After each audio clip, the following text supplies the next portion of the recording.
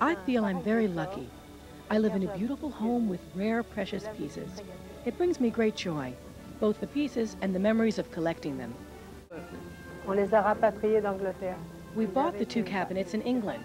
They were taken there 200 years ago, during the Revolution, and they'd been kept together. The entrance also contains some early portraits. I hung them there because I feel they're welcoming to guests. While my husband and I concentrated on the 18th century pieces, we also bought paintings and objects from other periods. My husband had a passion for beautiful things. Dealers around the world knew him. They would phone him when they found something exceptional, and he would take a plane, no matter where, to see for himself. The living room contains a dazzling collection of 18th century pieces, but the room is dominated by this superb set of tapestries.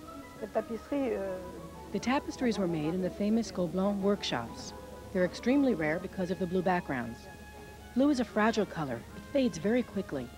I like them because they're cheerful and they fit so well in the room. Most of the furniture was made for the French court. The 18th century was a period of great refinement, and both Louis, the 14th and 15th, were very generous about commissioning beautiful pieces. This marvelous Louis XV red lacquered commode is very rare.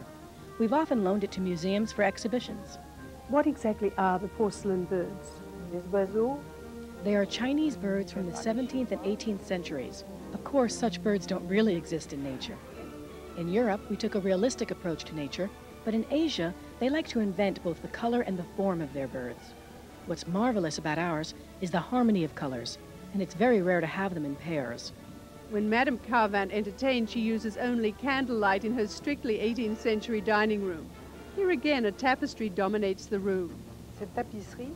The tapestry is 18th century Beauvais and tells of the voyage of a prince traveling in China. What amuses me is that you can see some of the birds in the background. We put the collection together bit by bit, and often we were overjoyed at our discoveries. Did you always agree with your husband when it came to buying pieces? Mostly. He always asked me whether I agreed. There were a few pieces I didn't like, and we didn't buy, even if they were exceptional. What gives you the most pleasure out of your home? The birds. I love to sit quietly in the room and feel them all around me.